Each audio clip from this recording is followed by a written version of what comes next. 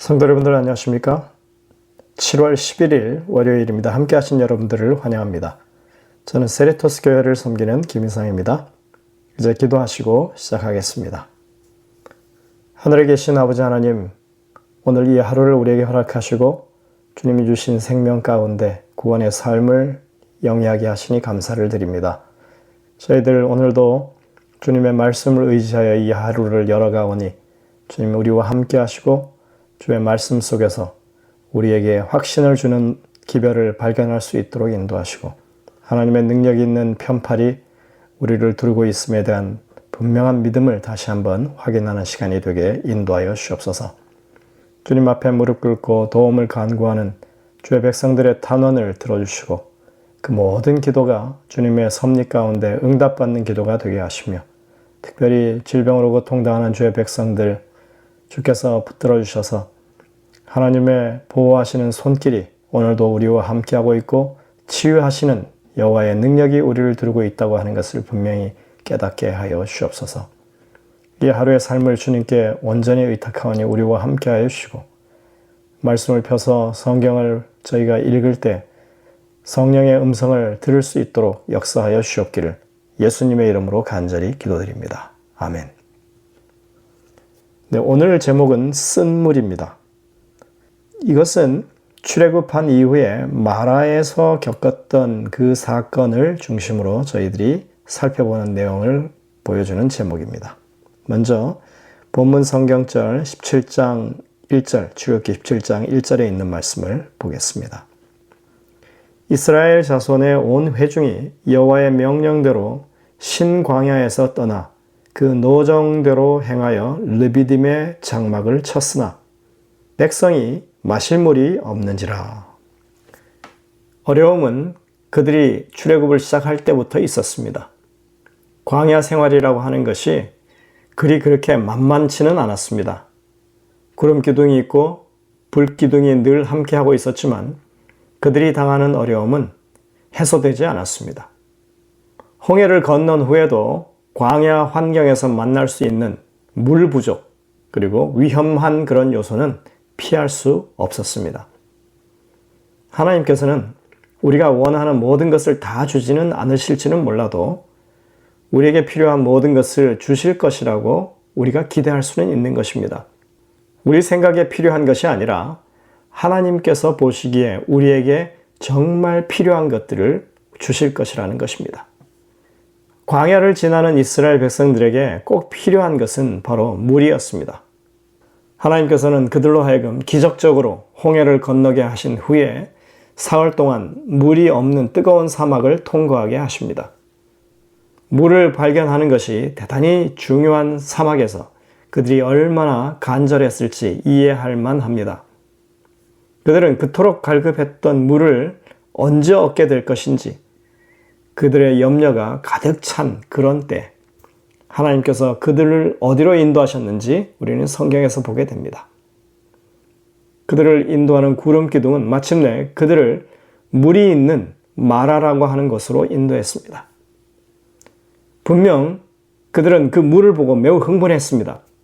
하지만 그들이 물을 맛보는 순간 그것이 너무 써서 그것을 먹을 수 없다고 하는 것을 알게 됩니다. 그때 백성들이 보이는 태도는 이렇습니다. 백성이 모세에게 원망하여 이르되 우리가 무엇을 마실까 하매 출애굽기 15장 24절입니다. 우리는 이러한 일이 조금 전에 홍해를 건너고 만나를 내리시고 메추라기 떼를 보내서 백성들로 마음껏 먹게 하신 사건 이후에 곧바로 일어난 일이라고 하는 사실을 간과해서는 안 될 것입니다. 그들은 하나님의 능력을 충분히 경험했습니다. 당시에 최강의 군대, 애굽의 철병거 부대를 순식간에 수장시켜버린 것을 눈으로 목도했습니다. 그들은 정말 바다가 갈라진 그 홍해 사이로 기적적으로 그들이 건너온 사건을 경험했습니다. 이런 일들 여러분들 인류 역사상에 그들이 유일한 경험자 아닙니까? 하나님의 크신 구원의 능력을 직접 맛본 사람들이었습니다. 그들은 홍해에 가로막혀서 바로의 추격을 받았을 때 이렇게 말했죠. 애굽에 매장지가 없어서 당신이 우리를 이끌어내어 이 광야에서 죽게 하느냐? 어찌하여 당신이 우리를 애굽에서 이끌어내어 우리에게 이같이 하느냐? 그렇게 따졌던 사람들입니다. 그들이 하나님의 능력으로 홍해가 갈라지는 것을 봤습니다. 마른 땅으로 그들이 걸어서 건너왔습니다.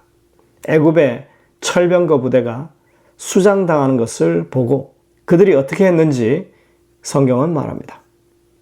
백성이 여호와를 경외하며 여호와와 그의 종 모세를 믿었더라. 출애굽기 14장 31절입니다.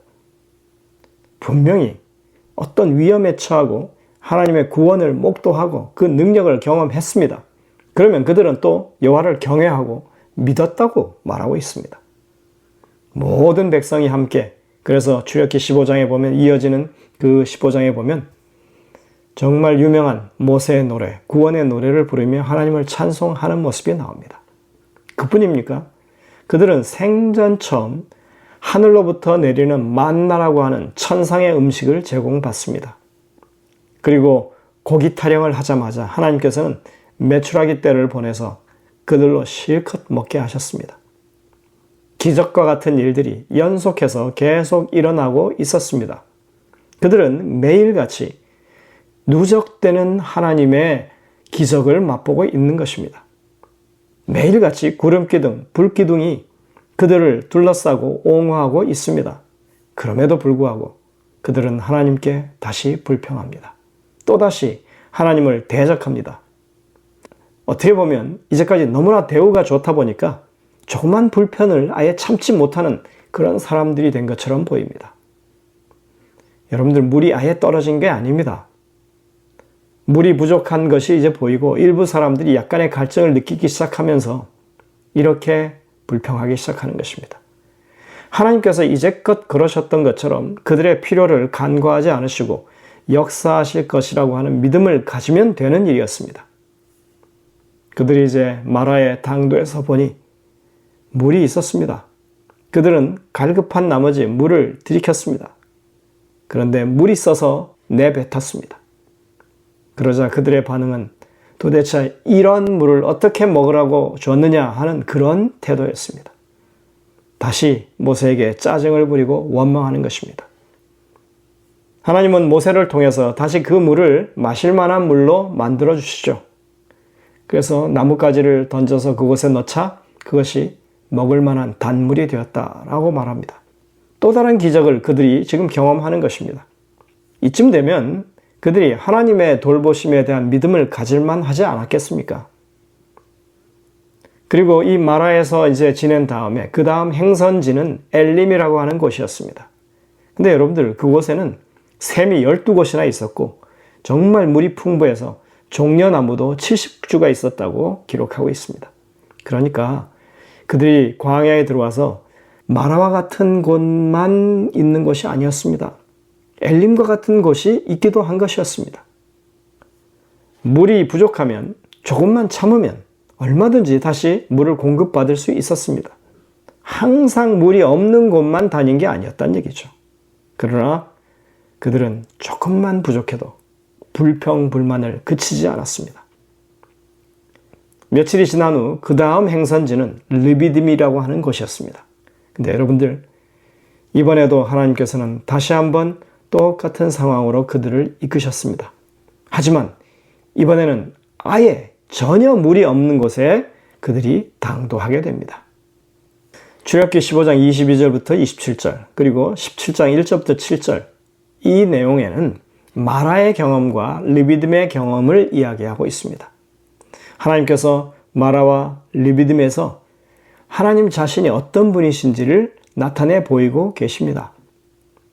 그들은 거기서 행하시는 하나님의 어떤 행적을 보고 교훈을 얻었어야만 했습니다. 우리가 이 두 단락의 말씀들 가운데 다음 두 성경절을 비교해서 살펴보는 것이 좋다고 생각됩니다. 먼저 출애굽기 15장 26절입니다. 이것은 마라에서의 경험에 관한 것입니다. 너희가 너희 하나님 나 여호와의 말을 들어 순종하고 내가 보기에 의를 행하며 내 계명에 귀를 기울이며 내 모든 규례를 지키면 내가 애굽 사람에게 내린 모든 질병 중 하나도 너희에게 내리지 아니하리니 나는 너희를 치료하는 여호와임이라. 하나님께서 이스라엘 백성들에게 요청하시는 것은 그들이 하나님의 말씀을 듣고 순종하는 백성들이 되는 것이라고 지금 말씀합니다. 그러면서 하나님은 자신을 가리켜 치료하는 여호와, 즉 닥터 여호와라고 말씀하십니다. 여러분들, 하나님이 그 마라에서 쓴 물을 어떻게 단물로 고치셨죠? 네, 하나님께서 지정한 어떤 나무를 물에 던지니까 그 물이 단물이 되었습니다. 물이 치료가 된 것입니다. 이스라엘 백성들에게 어떤 문제가 발생하든지 간에 하나님은 그것을 고쳐주실 수 있는 분이라고 그렇게 밝히고 계신 것입니다. 이 본교 성경 주석에 보면 치료하는 여호와라고 하는 항목에 이런 설명을 하고 있습니다. 너희를 치료하는 여호와. 애굽의 의사들은 고대 근동의 전 지역에서 유명했다. 그러나 현존하는 기록에 의하면 그들은 치료의 능력이 자신들의 것이 아니라 신들에 속한 것으로 생각했다. 참 놀라운 기록이죠. 이미 그 출애굽 당시에 이 애굽 의사들은 치료라고 하는 것은 자신의 능력이 아니라 신의 능력에 의한 것이라고 생각했다는 것입니다. 그들의 의학 교본에 의하면 어떤 것들은 4,000년이나 된 것인데 질병이 세 가지로 분류되어 있다. 첫째, 치료할 수 있는 것. 둘째, 억제할 수 있는 것. 셋째, 치료할 수 없는 것. 모세시대 이래로 의학이 놀랍게 발전하긴 했지만 이 위의 세 부류는 여전히 유효하다. 외과 의사가 절개하고 기관을 제거하고 상처를 봉합할 수는 있지만 그것을 치료할 수는 없다. 내과 의사는 특정한 병에 특정한 효력을 지녔다고 알고 있는 약을 처방할 수는 있지만 그의 기술은 그것이 전부이다. 실제 치유 과정은 인간의 과학이 제어할 수 없는 능력에 의해서 이루어진다. 하나님만이 치료를 나누어 준다는 사실은 모세 시대와 마찬가지로 21세기 오늘날에도 여전히 사실이다. 여호와 하나님은 큰 의원이시다. 자, 여기 보여주고 있는 치료하는 여호와. 사실 이스라엘 백성들 눈에 그 쓴 물을 단물로 바꾸는 그것은 하나님이 무엇이든지 고칠 수 있는 분, 문제를 해결할 수 있는 분으로 사실은 보여지는 것입니다. 자, 이스라엘 백성들은 이 마라의 경험을 통해서 그들에게 어떤 위험이 닥치든 어떤 어려운 문제가 닥치든 간에 그것을 하나님이 해결하실 수 있다고 하는 것을 배웠어야 했던 것입니다. 자, 이제 17장의 무리바의 사건에 관한 말씀을 살펴보겠습니다. 17장 7절입니다. 그가 그곳 이름을 마사 또는 무리바라고 불렀으니 이는 이스라엘 자손이 다투었으며 또는 그들이 여호와를 시험하여 이르기를 여호와께서 우리 중에 계신가 안 계신가 하였음이더라. 여러분들, 홍해 사건과 출애굽의 철병거 부대가 한꺼번에 몰살한 사건과 만나가 내리고 메추라기가 다가오고 구름 기둥이 있고 불 기둥이 있고 그리고 마라에서의 경험까지 매일같이 하나님의 함께 하시는 증거들이 넘쳐나고 있는데 지금 그들이 하나님이 우리 중에 계신가 의심하고 그것을 따져 묻는다고 하는 것이 정상적인 사고일까 의심스럽습니다. 이스라엘 백성들은 자신들에게 필요한 것이 눈앞에 바로 보이지 않으면 그들 가운데 하나님이 함께 하시는 것을 의심한다고 하는 것입니다. 이게 그들의 문제입니다. 필요가 생길 때마다 하나님이 공급하시고 보호하고 계시지만 그들은 하나님의 존재를 받아들이지 않습니다. 지금 함께 하신다고 하는 것에 대한 믿음이 없습니다. 그런 믿음이 없음에도 불구하고 하나님께서는 그들의 필요를 채우시기 위해 이미 준비하고 계십니다. 하나님께서는 오늘도 우리에게 꼭 필요한 것들을 주시기 위해 준비하고 계십니다. 그래서 우리는 주실 줄로 믿고 구할 뿐만 아니라 하나님의 계획을 앞서가지 않도록 조심해야 하는 것입니다. 영감의 교훈에 보면 이렇게 말씀합니다. 해결책을 주시는 하나님. 자신의 생애를 하나님의 지도와 그분을 섬기는 일에 완전히 바치는 사람들은 그분께서 돌봐주시지 않는 어떤 처지에 결코 놓이지 않을 것이다. 우리가 어떤 경우에 처하든지 그분의 말씀을 행하는 자들이 될 것 같으면 우리는 우리의 길을 지도해 주시는 인도자를 갖게 된다. 우리가 아무리 난처한 문제를 가지고 있을지라도 우리에게는 확실한 상담자가 계시다. 치료봉사 249쪽입니다. 이스라엘 백성들이 느꼈던 고통이라고 하는 것, 그것은 대부분 스스로 만들어낸 것이었습니다. 조금 인내하고 하나님의 역사를 기다렸다면 그들은 그것을 고통으로 그렇게 겪지 않았을 것입니다. 오히려 약간의 어려움이 있을 때마다, 불편이 있을 때마다 도우시는 하나님의 크신 능력을 감사하게 되었을 것이고 기쁨으로 그 어려운 순간들을 이겨내는 경험을 했을 것입니다. 여러분들, 이것은 오늘날에도 마찬가지입니다. 하나님은 지금도 우리와 함께 하십니다. 우리를 도우십니다. 우리가 스스로 그것을 고통이라고 말하면서 하나님을 원망하지 않고 하나님의 개입하심과 역사하심을 기다린다면 우리들의 어려움은 충분히 이겨낼 만한 믿음의 여정이 될 것이 분명합니다. 이런 하루가 될 수 있도록 여러분들이 하나님을 굳건하게 신뢰하게 되시기를 간절히 바랍니다. 기도하시겠습니다. 하늘에 계신 아버지 하나님, 오늘도 우리가 말씀을 통하여 하나님의 분명한 음성을 듣게 하시니 감사드립니다. 우리를 향하신 하나님의 손길과 그 섭리를 보게 하시니 감사를 드립니다.